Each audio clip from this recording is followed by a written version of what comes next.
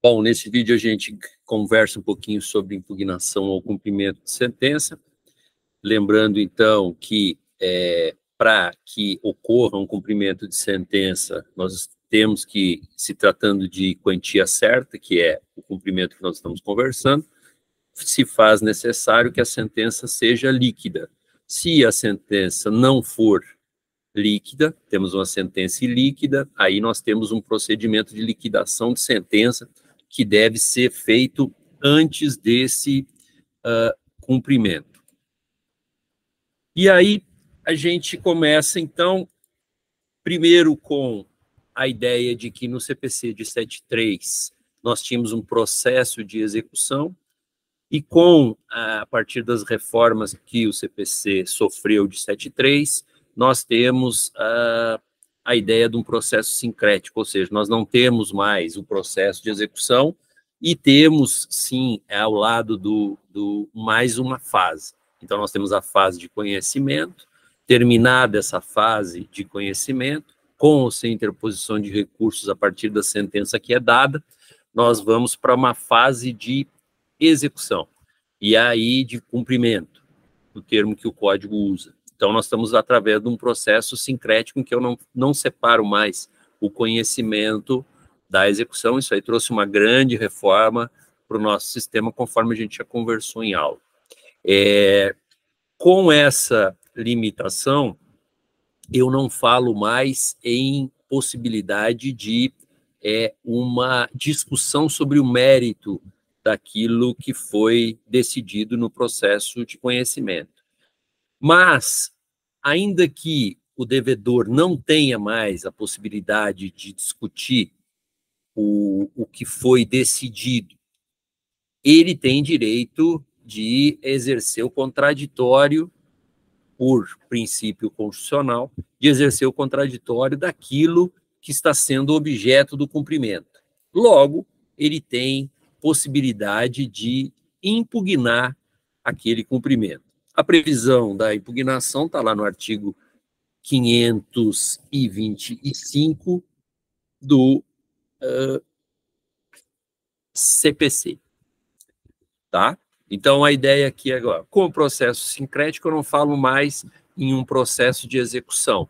A ideia no processo de execução no Código de 73 é que, terminada a fase de conhecimento, nós abriríamos uma fase de um processo de execução e, nesse processo de execução, o devedor poderia opor embargos à execução.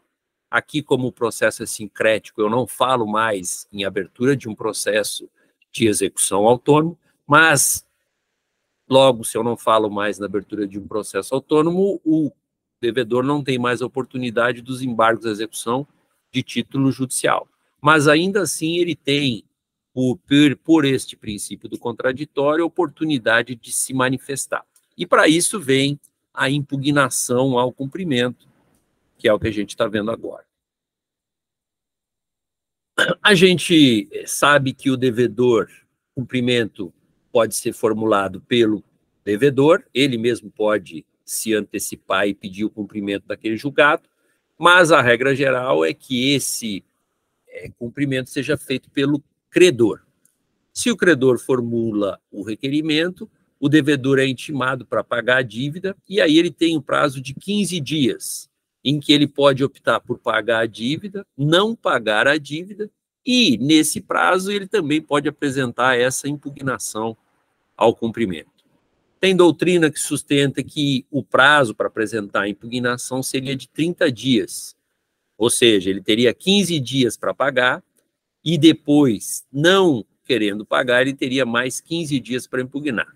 A maioria da doutrina vai dizer que o prazo é de 15 dias, seja para ele pagar, seja para ele impugnar. Mas tem doutrinador que sustenta que o prazo seria de 30. Em especial, Humberto Teodoro Júnior, que tem essa posição.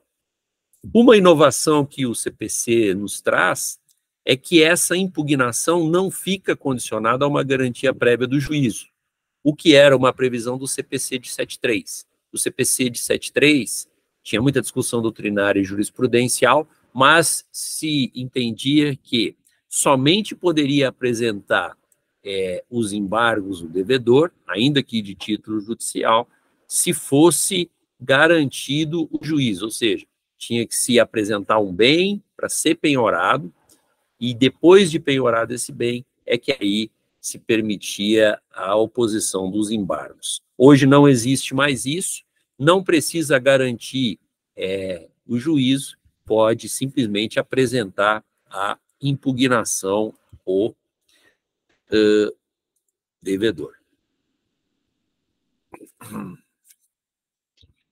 E uma ideia que fica é que esse nosso estudo aqui da impugnação, ele vai servir para todas as espécies de cumprimento de sentença, seja de fazer, de não fazer, de coisa, todas elas vão fazer remissão a esse artigo 525, que é o que nós estamos estudando. Então, independente da espécie de cumprimento de sentença, em não sendo de pagar quantia, para qualquer delas nós vamos aplicar a impugnação que tem previsão aqui no artigo 525. É claro que a gente, no desenrolar do processo de execução, essa impugnação, ela tem previsão de 15 dias quando intimado o devedor para pagar. Ocorrem outras possibilidades de impugnar ao longo de todo o procedimento de execução. Por exemplo, quando é feita uma penhora de um bem, quando existe uma adjudicação, quando existe uma arrematação. Logo, é possível, sim, que o devedor, após a impugnação, em sendo intimado dos atos que estão ocorrendo, ele possa fazer uma impugnação, aspas, em sentido estrito. Ele vai impugnar a penhora, vai alegar os motivos porque aquele bem não deveria ser penhorado, ele vai alegar que a arrematação tem algum problema de nulidade, que a adjudicação tem algum problema, só que isso ele vai fazer por meio de uma petição simples. Por quê? Porque na maioria dos casos, essas matérias que são sustentadas na impugnação e nessas manifestações que vão ocorrer, elas dizem com relação a algum defeito na forma como os atos são realizados. Especialmente aqui, a impugnação, as matérias que nós vamos dar uma olhadinha daqui a pouco, elas têm a ver com o quê? Com falta de pressupostos processuais, seja de existência do processo, seja de validade, e com falta de ausência de condições de procedibilidade da execução. Ou seja, elas não entram no mérito do problema, porque ele já foi decidido na fase de conhecimento, e aqui nós só estamos na fase de cumprimento. Mas essas matérias, esses pressupostos processuais, essas condições de procedibilidade,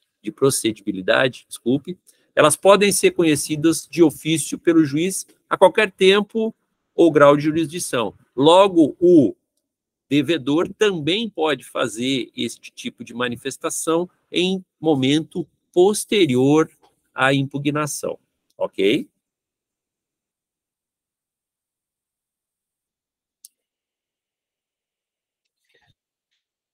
Conforme eu falei para vocês, existem atos executivos posteriores que vão se desenvolvendo ao longo do curso do cumprimento e que, já tendo passado o prazo de impugnação, o devedor não fica privado do contraditório. Isso é permitido pelo parágrafo 1º do artigo 525, que vai nos dizer que ele pode prever a possibilidade de se arguir questões e fatos processuais que foram questões posteriores à fase da impugnação.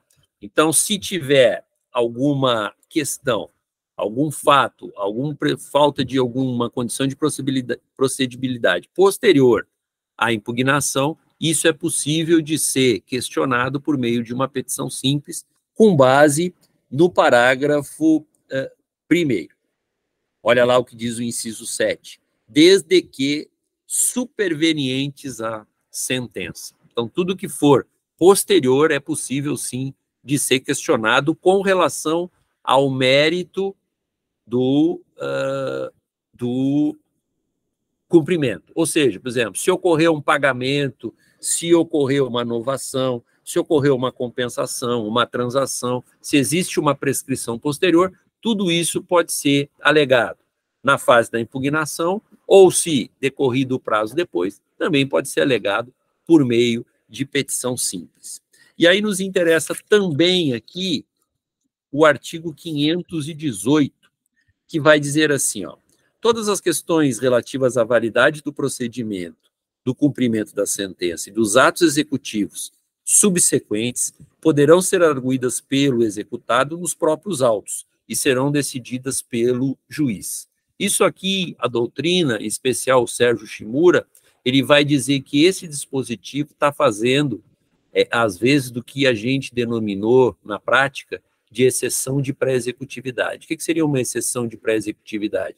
Quando o devedor, no Código de 73, percebia que faltavam os pressupostos de validade ou de existência do processo, ou quando faltavam as condições de procedibilidade da execução, ele arguía isso por meio do que a gente chama aí de exceção de pré-executividade. O que é uma exceção de pré-executividade? Uma petição simples em que se alega uma determinada matéria que é possível de controle de ofício pelo juiz. O artigo 518 incorporou essa regra da exceção de pré-executividade. Hoje não se usa, ou não se deveria usar mais essa terminologia, porque hoje o artigo 518 permite a adoção de qualquer petição pelo devedor, trazendo qualquer um destes elementos. E aí, muito importante aqui, se ter a ideia de não confundir esse 518 e de não confundir os fatos supervenientes à decisão transitada em julgado do processo de conhecimento, com a possibilidade de ficar guardando um eventual requerimento de nulidade lá para o fim do processo de execução. Por quê? Porque isso pode configurar um abuso do direito processual do devedor, uma violação à boa-fé objetiva, eventualmente pode caracterizar uma litigância de má-fé e o ato atentatório à dignidade da justiça, o que vai possibilitar que o juiz aplique sanções que são cabíveis para esses comportamentos, de ofício ou a requerimento do exequente, conforme está previsto aí dos 772 a 774 do parágrafo único. Então, se eu tenho a possibilidade de arguir uma eventual nulidade lá na impugnação, eu devo fazê-lo. Não posso ficar guardando essa nulidade para um momento posterior, porque isso pode configurar alguma dos comportamentos que estão descritos aí, e isso pode implicar na condenação em uma responsabilidade do devedor. Então, eu sempre tenho que arguir na primeira oportunidade que eu posso falar nos autos. Tem também a questão da natureza jurídica dessa impugnação, porque como eu falei para vocês, que como agora a gente está num processo sincrético, eu tenho a fase de conhecimento, depois eu tenho a fase de cumprimento ou de execução, eu não falo mais em processo de execução. O processo de execução no CPC de 73 permitia que o devedor ele pusesse os embargos à execução. E esses embargos à execução do CPC de 73, eles tinham a natureza de ação. E aí se poderia objetar algumas matérias em decorrência dele com relação ao mérito do que foi decidido. Hoje, depois desse processo, da adoção desse processo sincrético, eu não vou poder mais discutir o mérito do que já foi decidido na fase de conhecimento. As matérias de mérito, elas só podem se relacionar com fatos posteriores à sentença, conforme a gente viu ali no 525, inciso 7º, ou seja, desde que essa causa modificativa ou extintiva da obrigação seja superveniente à sentença.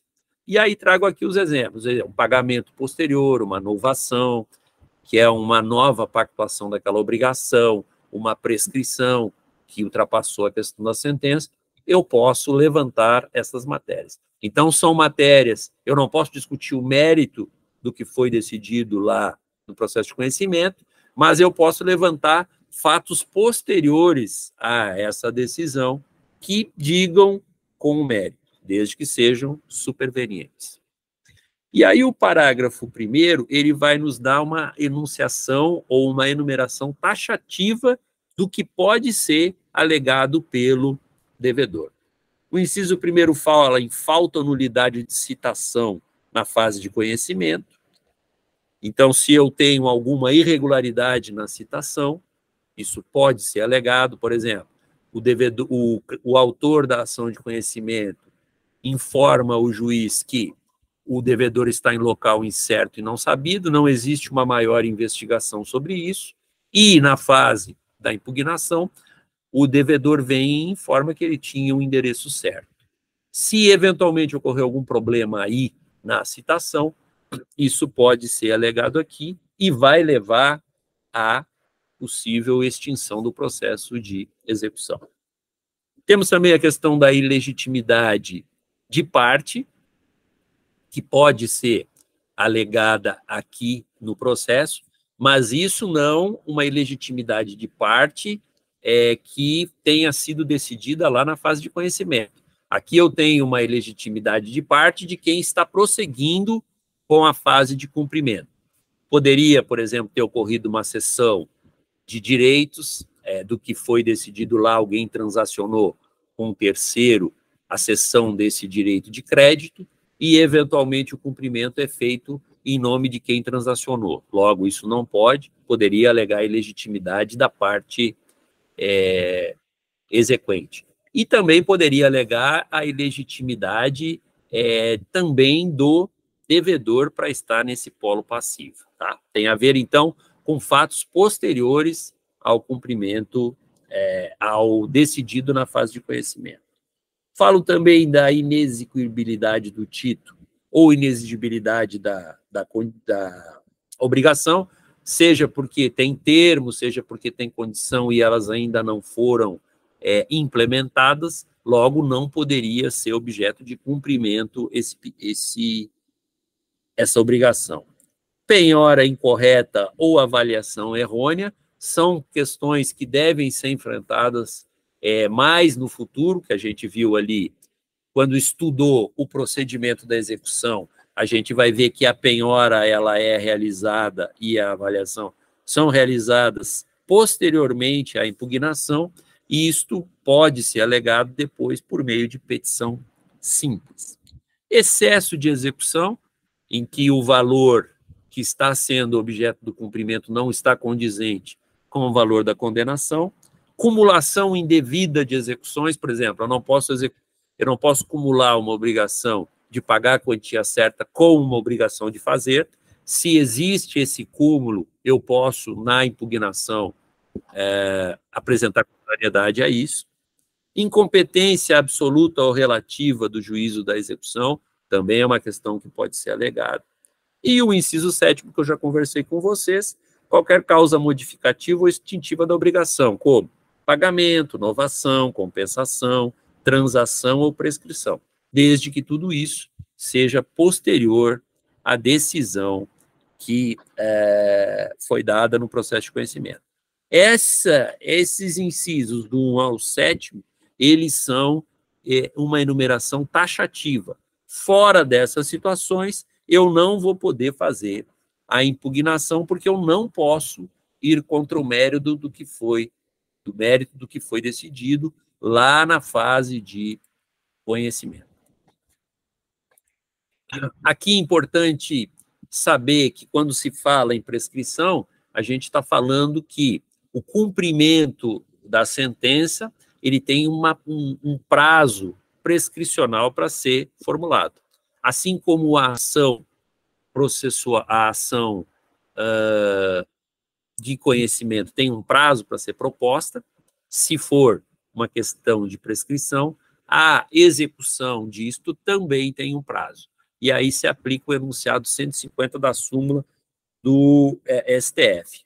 Atentar aqui que o Agnello Amorim Filho tem um texto que é antigo, da década de 60, em que ele fala sobre a distinção em como eu vou saber quais são os critérios para se definir quando eu estou dentro de um prazo de prescrição ou dentro de um prazo de decadência. Basta vocês entrarem aí no Google, Vocês conseguem esse texto? Ainda dos textos que eu li, é o melhor que trata sobre prescrição e decadência, ainda que escrito no Código, sobre a égide do Código Civil de 1916, como não mudaram muito as regras de prescrição e decadência, esse texto é perfeitamente compatível com o CPC o Código Civil de 2002, tá? Nós temos lá no 525, parágrafos 4º e 5º, uma regra especial para quando a impugnação diga respeito a excesso de execução. Por quê? Porque quando o devedor alega esse excesso de execução, ele deve apresentar um cálculo discriminado e atualizado, demonstrando este excesso. Qual é o excesso? Qual é a diferença que está ocorrendo ali? Se ele alegar o excesso e não apresentar esse cálculo, o juiz, está lá no parágrafo 5º, pode liminarmente rejeitar essa impugnação ao cumprimento. Então, para mim realizar a impugnação mediante excesso da execução, eu tenho que trazer um cálculo demonstrando qual é o excesso, qual é a diferença. Se eu não trouxer, se eu só alegar e não trouxer essa memória de cálculo para demonstrar qual é o valor, o juiz pode, de plano, rejeitar essa impugnação. E aí, o parágrafo 6º do 525 nos traz uma regra que é importante, que é o efeito que essa impugnação tem. De ordinário, o fato de apresentar a impugnação não vai implicar em uma suspensão do cumprimento. Ou seja, apresentou a impugnação, isso vai levar a uma decisão, mas não impede que o cumprimento prossiga com os demais atos. Eventualmente, uma impugnação, uma penhora, uma busca de bens, em localizado o bem, em depósito, avaliação desse bem, inclusive até com atos de expropriação desse bem para fim de satisfazer o crédito do credor. Contudo, o juiz pode atribuir o efeito suspensivo. E aí depende da concorrência dos requisitos de uma tutela provisória cautelar, que a gente já estudou numa outra aula. Ou seja, a relevância dos fundamentos daquela arguição, por exemplo, o juiz percebendo que é grande a possibilidade de ter ocorrido uma nulidade da citação, de ter uma ilegitimidade de parte, de o título não ser exequível.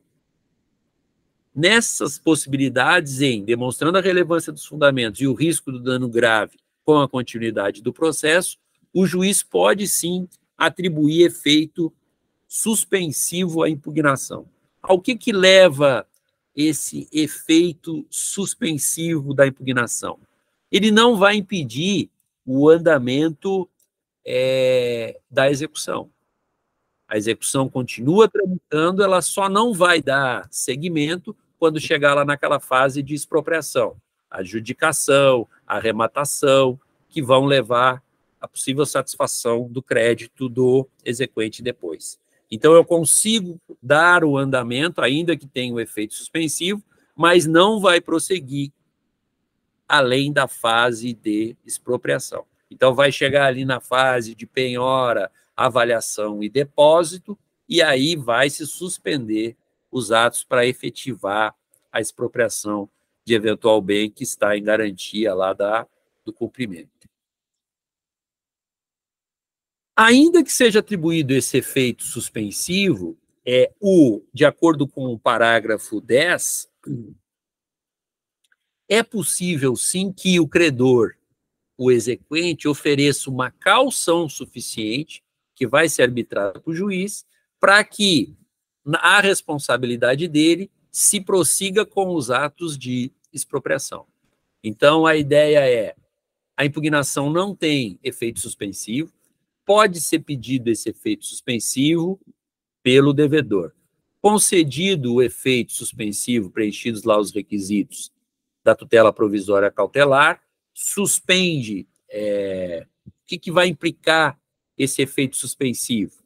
Não vão ser permitidos atos de expropriação. Contudo, o exequente pode pedir ao juiz o prosseguimento desde que ele ofereça uma caução suficiente que o juiz vai arbitrar no caso concreto. E aí o procedimento da impugnação, como ela é feita?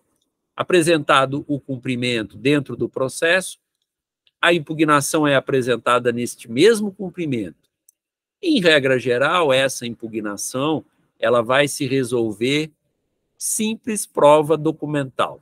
Eu não necessito de outros, na regra geral, outros tipos de prova, por exemplo, uma prova testemunhal, uma prova pericial, porque vai se resolver pela prova documental, ou seja, se alegado uma falta ou nulidade de citação, uma ilegitimidade de parte, isso vai se resolver tudo por prova documental. Então, é dado vista dessa impugnação ao credor, ele se manifesta e, geralmente, pela prova documental, é possível se resolver o incidente. Mas não é, ainda que não seja a regra geral, não é descabido se falar eventualmente uma instrução. Na prática, não ocorre muito isto, tá? O julgamento dessa impugnação vai implicar em algumas consequências e também implicação em recurso cabível. Se não for acolhida essa impugnação do credor, do devedor, ou se ela for acolhida parcialmente, eu não vou resolver a fase executória. Logo, essa decisão do juiz é uma decisão interlocutória. E conforme a gente viu lá no 203, esse pronunciamento implica em cabimento de agravo de instrumento contra ele. Então, se prosseguir a fase de execução, de cumprimento ou de execução, vai caber o agravo de instrumento, porque se trata de uma decisão interlocutória. Ao contrário, se for acolhida totalmente a impugnação, vai implicar em quê? Em extinção da fase de cumprimento. Logo, nós estamos falando de uma sentença, e aí o recurso cabível para essa sentença é a apelação, tá bom? Essa era a matéria aí. Então, a regulação está especialmente lá no artigo 525 do CPC, que vai se aplicar para todas as hipóteses de cumprimento, tá bom? Um abraço para todos.